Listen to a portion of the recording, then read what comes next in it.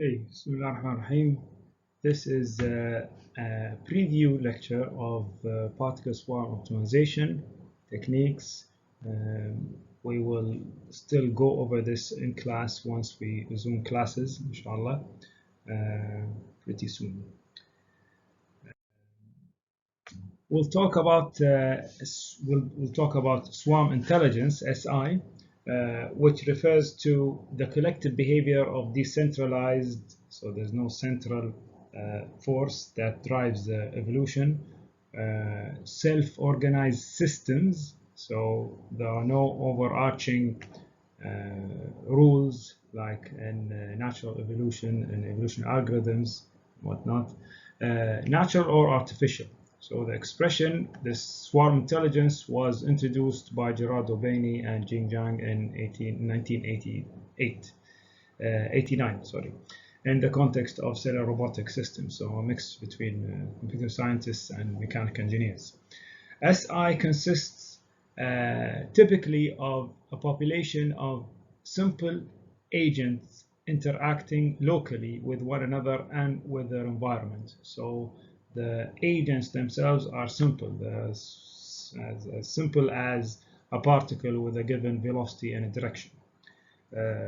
Of course, there are rules for updating these velocities, as we'll see in a bit. The inspiration often comes from nature, like we did with many of the artificial intelligence techniques we've been discussing, especially biological systems. The agents follow very simple rules with no centralized control structures dictating how individual agents should behave. Local and in a way random interactions between agents lead to the emergence of, hopefully, of intelligent global behavior unknown to the individual agents. So this is the name of the game. From local simple interactions, we draw bigger and more complex pictures in the long run. So swarms, we're familiar with swarms. Examples in natural systems of SI include ant colonies. We'll go over this ant colony business right after PSO. Bird flocking, animal herding, bacterial growth, fish schooling, and microbial intelligence. They all share these characteristics. They are composed of many individuals, just like evolution algorithms. For example, you had chromosomes. These two are composed of many individuals. We call them particles sometimes. Individuals are homogeneous, so there are no differences between one ant and another, one bird and another, or one entity or another. Local interaction based on simple rules, the simpler the better, and self-organization is the name of the game. You have particle swarm optimization. This is the primary, like the most used type of SI optimization techniques. These particle swarm optimization methods deal with problems in which a best solution can be represented as a point on a surface or a surface in an n-dimensional space. So potential solutions, we call them particles, call them chromosomes, are plotted in this space and seeded with an initial velocity as well as communication channels between the particles. So they have their own initial velocities, but they also have some interaction between their fellow particles, and they have rules for these interactions, and they have channels for these interactions, and they communicate back and forth. Particles then move through the solution space. They are evaluated like a fitness. Their fitness is measured according to some fitness criterion after each time step. Over time, particles are accelerated towards those particles within their communication grouping, which have better fitness values. So you have local search done by each particle, and then you have communications between the group that communicate between the members what the global optimum, so to speak, was. So you're governed by, as you see here, by your log information about your local best that you've seen so far, and then by the global best that the herd or the swarm or the whole population saw thus far. This PSO was developed by Kennedy from the Bureau of Labor and Statistics. The Bureau of Labor and Statistics Labor Statistics is in the U.S. Department of Labor, and Ross Eberhardt from Purdue University. They later in 2001 or 2000 they did a second version, just like we saw in the NSGA. They got the NSGA 2, which is much better. Okay. The PSO assumptions. The behavior of a flock is based on a combination of three factors. Cohesion. These have direct mathematical implications that we'll see one for one in a minute. Cohesion means that particles stick together. So there exists a force that draws them together. This happens in biological systems. So when you see birds, you don't see them flying all around in different directions, different velocities. There is some degree of cohesion between the flock. Also, there is some separation. So particles do not come too close to each other. Computationally, it is a waste of time, a waste of resources to have the same particles go through the same steps and search along the same route. And finally, there is an alignment. So particles follow a general direction of the swarm as a whole, with some individual room for exploration. Therefore, PSO is based on the following model.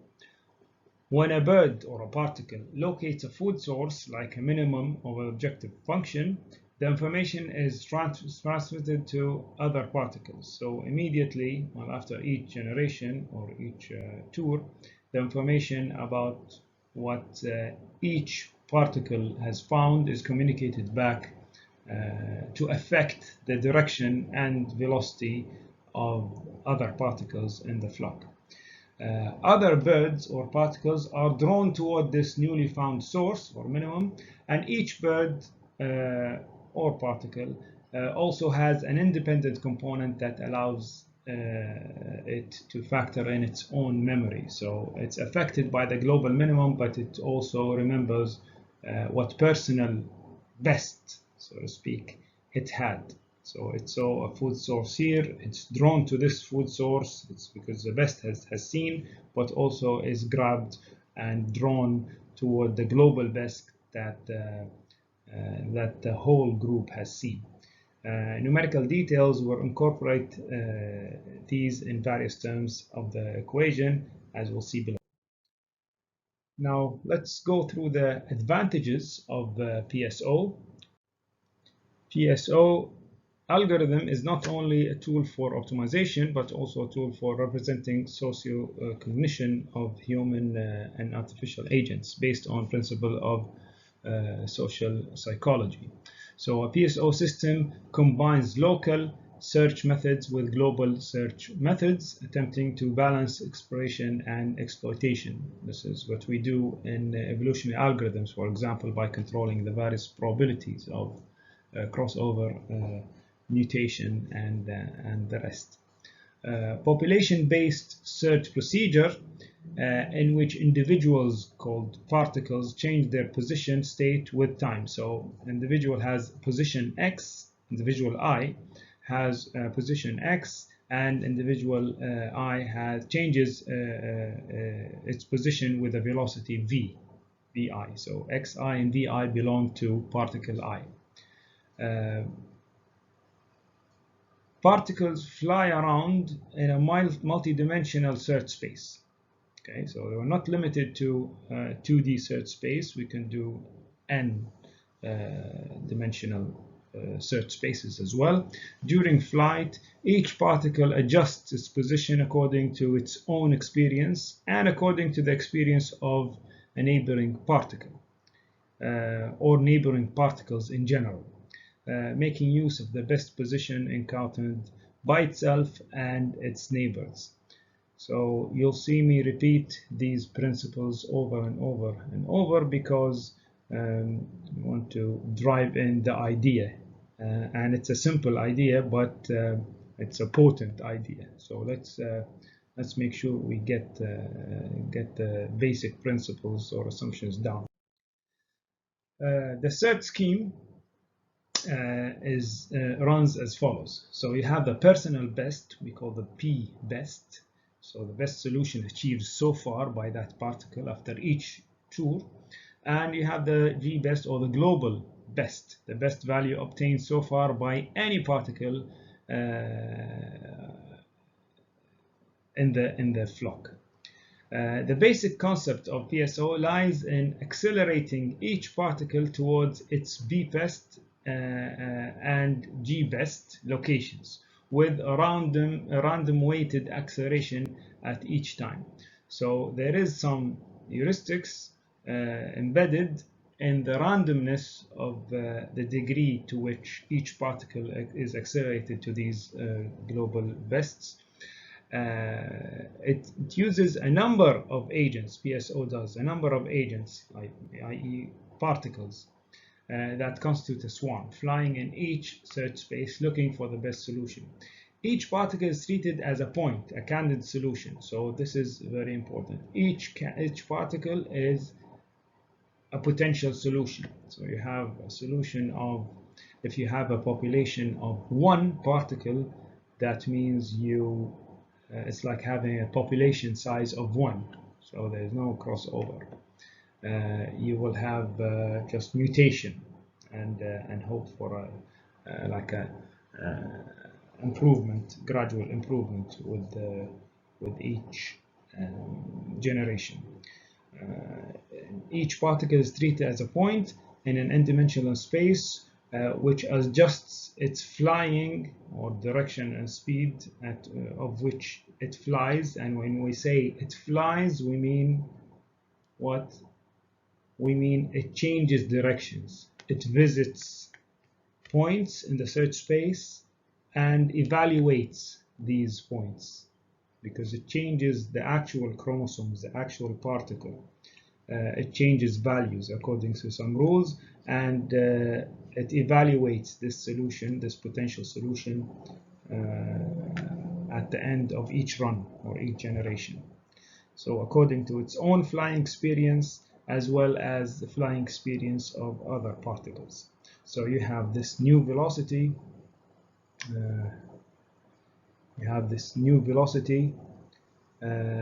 Which is a component, which is a combination of the global best direction. This throws it toward the global best, and the personal best, and then some component of the inertia. It used to go in this direction, but it's pulled toward this direction, and then they both are pulled toward this direction, so this new resultant direction follows. Okay, so each particle tries to modify its position x, or the description of the particle itself, using the following formula. So the position is composed of the old position, the position at time t plus 1. The next time step is formed by adding the velocity, and never mind the units, to the old position. So the velocity here is the change in position. Think of it as the change in position. So the units are fine. So x at t plus 1 is equal to x at t plus the velocity at t plus 1. So the change in position. The velocity at t plus 1, which is the new velocity at the new time step, is equal to the old velocity times w, which is a weighting function on the inertia, plus a component that draws it towards its personal best, plus a component that draws it towards the global best of the herd, of the whole swarm. So you have this component makes sure or tries to keep it going along the same direction. This component tries to grab it in the direction of the personal best it saw thus far. Of course, this has a random component so that it goes up and down with each iteration, and a factor that we'll talk more about later. And then there is a global contribution. So this component of the velocity, the new velocity, tries to draw it towards it's a global best, not personal best, the global best that any particle has seen thus far, maybe in the previous iteration, maybe in the like 10 iterations ago. This is the global best. Of course, there is some randomness as well, and another factor that we'll talk about. So these are the components. You have the velocity of the particle, the position of the particle, and the weight for the, like we call the inertia term, weight, and learning factors, one for the personal learning and one the society learning. Okay, so learning factors or accelerating factors. And then you have some random numbers, and you have some particle best recorded, and then the global best recorded. Mathematically, it looks like this. So you have first you update the velocity, and then you update the position. Okay, unlike what I showed on the previous slide, this is how you do it computationally. So the particle I, the velocity at the next iteration. Of course, you start with a random iterations or random values for generation 1, but at generation t, you want to calculate the velocity at t plus 1. So you use the weight times the velocity of the previous generation for that particle, for that component of the particle, and you add to it this personal best or cognitive term, and then the global best factor, which is called the social component. So the inertia term tries to pull you along the same direction that you've been going in, and then the cognitive component, your own cognition, so to speak, tells you that this was the best value you've seen. Let's go back to it. And then you're affected by the society around you, thus the social component, which draws you toward the best solution the society or the whole population has seen thus far, which is the global best. C1 and C2 are called the personal and global acceleration coefficients. One controls your acceleration toward the personal best, and the other controls your acceleration towards the global best. So they are acceleration coefficients.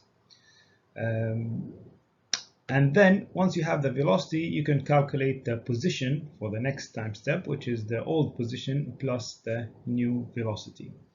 Schematically, this is what happens. This is the velocity that you have been going in, and then the personal best draws you this way, and the global best draws you this way, and the resultant of adding these three vectors together with the aforementioned weights will result in new global direction or step. In pseudocode, the PSO works like that. You input the randomly initiated position and velocity particles, so x and v at time 0, t equals 0, and output the position of the approximate global minimum, hopefully at the end. So you do the following while the termination condition is not reached. For the first particle, for I equals 1 to the number of particles, you do the following. You calculate the fitness function. You have to be armed with the information about the fitness, or how this individual particle is doing in terms of the fitness, minimization or maximization problem. You update the personal best and global best of each particle. Of course, you update the global best only if only if the fitness function beats it. Same story with the personal best. You update your personal best if the newly calculated fitness is better than the old value, and then you update the velocity of the particle using the second equation, and then you update the position of the particle of the particle using the first equation, and then you're done.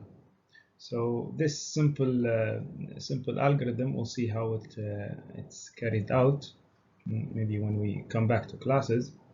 It's pretty straightforward. Now there are some variations on the PSO. Of course, the idea itself is simple, so there is no huge improvements. Well, there are some huge improvements, but not huge change in the character of the method.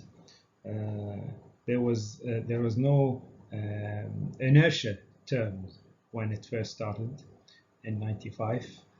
2000, I think Kennedy Ebhardt added Kennedy Ebhardt. I think Ebhardt. I say here 2000 Ebhardt.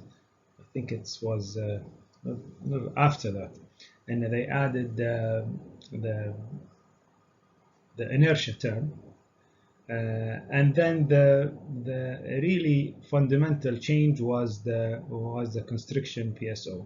So let's say velocities can become, these are the simple no-brainer type of improvement. Velocities can become too high for the efficient search, so you put a cap on velocity by specifying a maximum or a minimum velocity, so you don't have runaway conditions.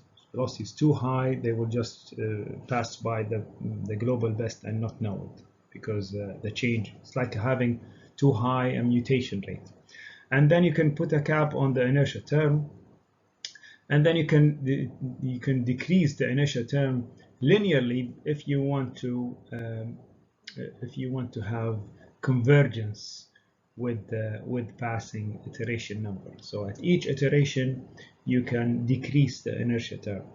But the biggest breakthrough was the introduction of the constriction PSO. You could look at their paper. I think it's in 2000, but they mathematically derived a whole system of specifying these weights and factors. There are better values for the acceleration coefficients as well as the inertia terms. They could really speed up the convergence, if not make it possible at all, because sometimes the old vanilla PSO will find difficulty converging to really tough problems, and oftentimes the constriction version of the PSO does better. Lastly, we'll talk about some of the advantages of the PSO. Of course, there are many. These are some of them: proximity, quality, diverse response, stability, and adaptability. You can read them on your own. We'll conclude by saying swarm intelligence or PSO swarm satisfies all of the above conditions, and which are known as Melona's 5 basic principles of swarm intelligence. The main advantage of such an approach, the PSO, over other global minimization strategies is that the large number of members that make up the particle swarm make the technique impressively resilient to problems of local minimum. I'll show you. There are numerous animations on the web of particle swarm optimization search process, or the iteration by iteration plot of the swarm. We'll try it on a homework problem on the Alpine function and other functions maybe, but if you want to get a head start, I'll put some pieces of codes and try to find the maximum on 2-dimensional and 6-dimensional plane between 0 and 1. So the number of particles could range from 4 to, I don't know, 40 or 50. So I'll stop here and I'll record another preview of the next topic, which is I think ant colony optimization, and then the fuzzy logic and the neural nets and the rest of the topics. Okay, have a wonderful day.